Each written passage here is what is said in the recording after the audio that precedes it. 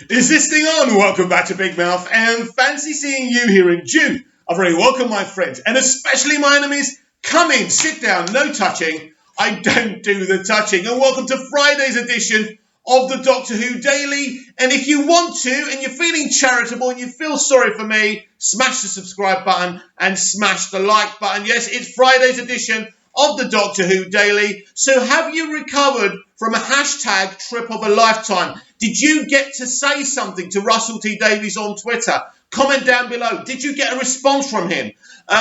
Very exciting to hear a lot of the things he had to say. He had messages from Phil Collinson, Tracy Ann Oberman, who else? Noel Clarke. So it was brilliant. He was telling us about scenes he wanted to put in there. A darker scene with Mickey that never happened. He was when Clive was explaining to Rose about the Doctor and his history. There was going to be pictures of all the Doctors, but he thought the audience would get confused. He asked us what we thought.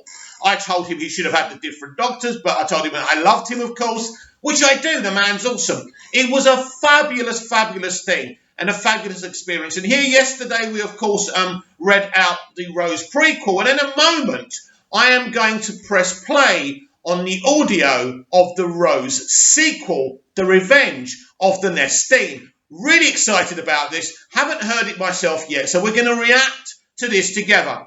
Big news, Emily Rosina is done it again. So on Monday, we are going to be live tweeting while we watch in the comfort of our own homes, because we're locked in and we've got no choice, Vincent and the Doctor. Of course, this was the Stephen Moffat era. This was Karen Gillan and Matt Smith. And very exciting, we're going to have Karen Gillan live tweeting. We're going to have the writer of Vincent and the Doctor live tweeting. So that's really exciting. And is it Emma Freud as well? What's Emma Freud got to do with that episode? Maybe she produced it. I don't know. Was she involved with Doctor Who? I don't know. Anyway, those people are all involved thanks to Emma again. She's done a great job. Anyone know Matt Smith's home number? Never mind. That would be too good to be true. But she's done so much. We expect so much from her now. But I tell you something, no. Since the Timeless Children, the PR machine at the BBC has worked tirelessly to kind of get us to forget about it. And this feel-good with the Day of the Doctor with Stephen Moffat on Twitter. Yesterday with Russell T Davies. On Monday with Karen Gillan and the rest of the people tweeting about Vincent and the Doctor. I'll be involved with that. So they're not going to put it on. This is how it works. You get your DVD out, your Blu-ray, or you buy it on Prime Video. You put it on exactly 7 p.m.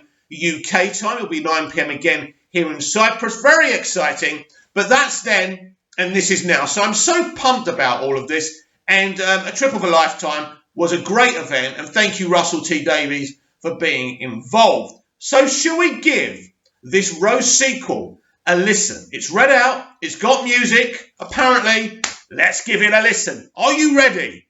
Finally, let's do this.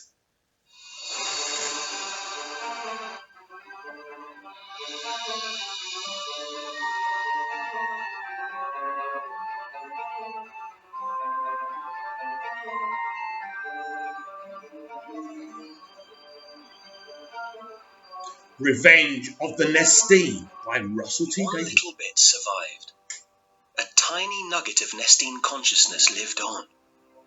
It had escaped the Doctor's anti-plastic by hurrying into the substrata and hiding inside the nearest available shape, the body of a clown.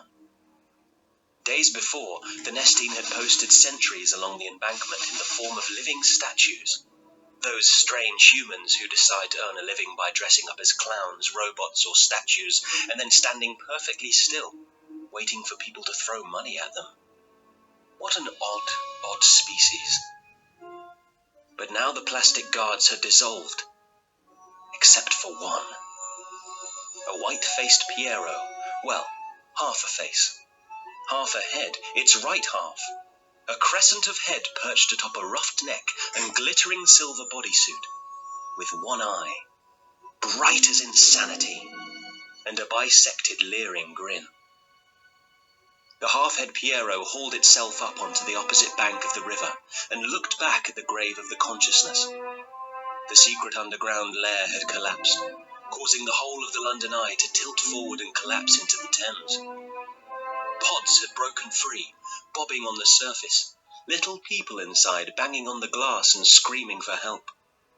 The half-head half-smiled, as the pods were caught in the suction as water poured down into the vast underground chasm, a whirlpool swallowing the pods and people, and screams, down, down, down, gone.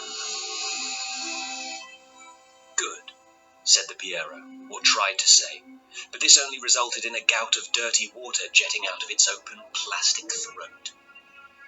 It turned around to look at the remnants of London. In every direction, fires burned, and bodies lay in the streets, victims of the glorious invasion. The immediate area remained flooded, overwhelmed by the tsunami resulting from the ice collapse. The streets of Westminster had become a stinking swamp. The clown stood tall upon the rubble, overlooking floating cars and fallen buses and weeping survivors as it formulated a plan. It had to survive and conquer this world. And more than that, to survive and conquer and then destroy the Doctor. Oh, but to defeat a Time Lord would need extra strength and greater cunning. Perhaps, thought the consciousness, an alliance. A combination of the Doctor's greatest enemies. Perhaps even the mighty empires of Daleks and Cybermen combined to rid the universe of this pestilence. An excellent plan. But then, a spasm of pain stabbing its plastic guts. The nestine was dying. Its single cell could not sustain for much longer. But it knew it contained the energy for one last reconfiguration. If it burnt up its clown molecules in a final polystorm, it could plasticize itself into a new, albeit hollow shape. But what? Ahead, there lay a palace, the ruins of this little country's government, river water still pouring out of its shattered windows. Inside, amongst the nation's crowns and scepters, the nestine might find something it could use. The silver clown lurched to the opposite side of the bridge. A woman looked at its half-head and screamed. The clown pushed her over the balustrade and she fell with a wail. It staggered on, its single eye staring, furious, fixed on the clock tower. The palace seemed to be calling to the nestine, summoning it to the halls of power. Here, the creature would find its own kind, surely. It clambered over fallen masonry, waded through stinking pools, swatted aside screaming humans, fueled onwards by memories. Remembering the day Nestinia fell. Not so long ago, the 17 planets of the plastic conjunction had been at peace. After eons of war, the nestine consciousness had abandoned the old ways and entered into rapport with the embodiment of Gree. Joy and harmony prevailed. The food planets churned out ample supplies of smoke and oil. The crown consciousness basked in happiness, its ever-changing shape writhing in a pit of plastic gold. The embodiment showered it with favours. Some said the nestine had found love at last. And then the skies opened onto hell. It was, the legends said afterwards, the edge of a time war, a battleground beyond comprehension. A tumble of planets fell out of a rip in space, like stray bullets from some epic offstage gunfight. Copies of planets, stolen from different seconds of their existence. 100 orange worlds known as Gallifrey, 1,000 black cinders once called Skaro, a dozen small blue and green planets which the nestine recognized from an old campaign. Earth. A rolling, tumbling, spinning, bouncing cosmic destruction unfurled. The food planets Just to interrupt, I hope you're keeping up with the story. It's beautifully read by the young man, by the way. Really good story. What's amazing about this? He's actually thought about this story, Russell. He hasn't just come up with any old crap. This is brilliant. So he's become a clown, or he's gone inside a clown, this last remnants of the nestine consciousness, right? But we are told the story of how Nestinia became a different type of race, a peaceful race, a race of love. And it's only the Time War interfering with their planet that actually got them to go to Earth, invade Earth, and then we saw the events of Rose follow. It's actually the Doctors, people, the Time Lords, the Gallifreyans, and the war with the Daleks that actually put Earth in trouble. And this is kind of echoes and commentary, Russell's very clever, of war in real life. It's kind of what happened when Saddam Hussein was taken down. And then we've seen what's happened after that. The consequences of Saddam being taken down and all these Middle Eastern fractions becoming the Taliban. And so many people all over the world facing the consequences because of that. And this is the commentary here. And this is what's so smart and intelligent about the storytelling of Russell T Davies. Smashed by many Scaros, the crown world pulverized by various Gallifreys, the maternity reefs crushed by 57 Earths. And then, beyond physical destruction, time itself advanced as a weapon. A wave of early washed over the consciousness, reducing it to helpless baby tendrils. A cloud of late reduced the food stocks to dust. A blizzard of tick-tock sent the embodiment insane. All in 1 second. And then it was gone.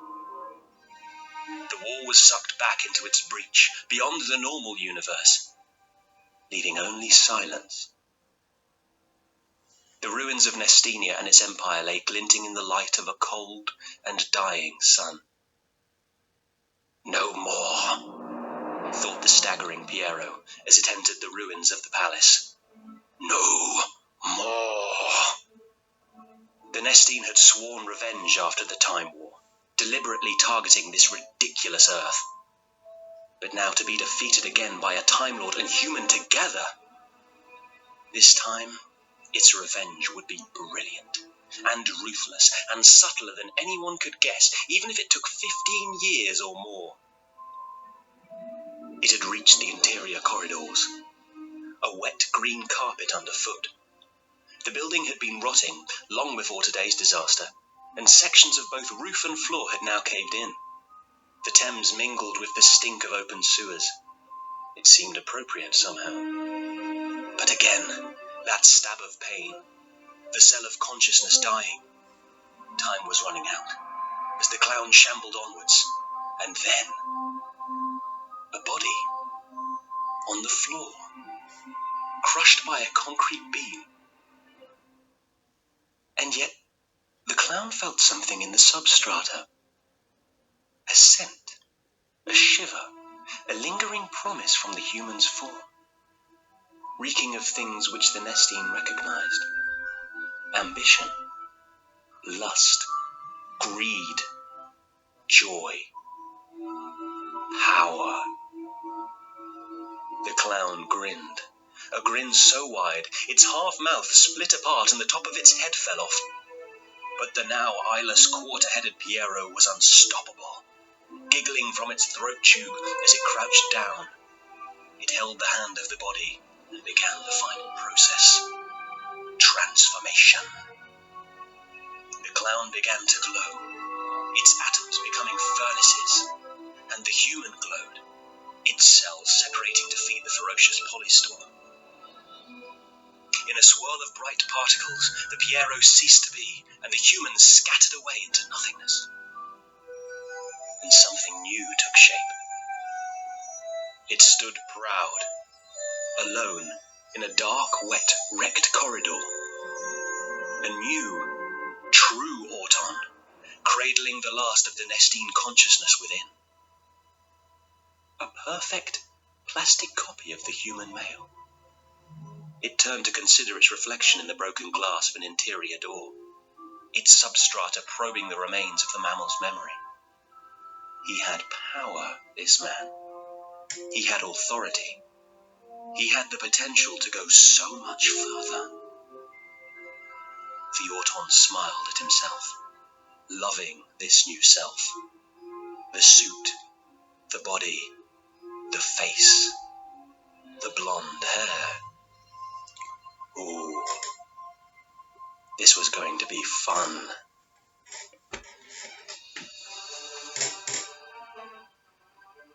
Wow! Wow! The nestine is Boris Johnson, right? Wrong. I'm not wrong, am I? It's Boris Johnson. Wow, wow, wow. So, produced by Emily Cook, aka Emily Rossinia, written by Russell T Davies, and the music by Joe Carino, I think. So that was really, really good. I really enjoyed that. That was fantastic. Please comment down below. Let me know what you thought of Revenge of the Nestine, a Rose sequel. I think that was worth the build-up and the hype Russell gave us. So good. The music, so good. And beautifully read out as well by the young man whose name I can't remember now. But so, so good. And I think my final word on Russell T Davies and Rose for this video is going to be this. Sometimes in life you have the perfect storm.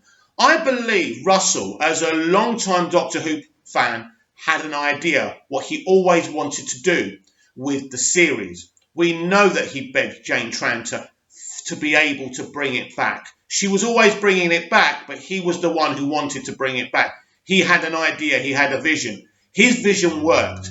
Along with himself, he had Julie Gardner and Phil Collinson, the Three Musketeers. Now, once you take away that element, and who can blame the BBC for wanting to cancel Doctor Who after that, formula was walking away? And it's never been the same since. As I said, the Russell T Davies era of Doctor Who was the perfect storm. And perfect storms are very rarely repeated. Comment down below, like, share and subscribe, and I'll be back tomorrow with even more Doctor Who Daily. Hope you enjoyed that, because I certainly did. He's a genius.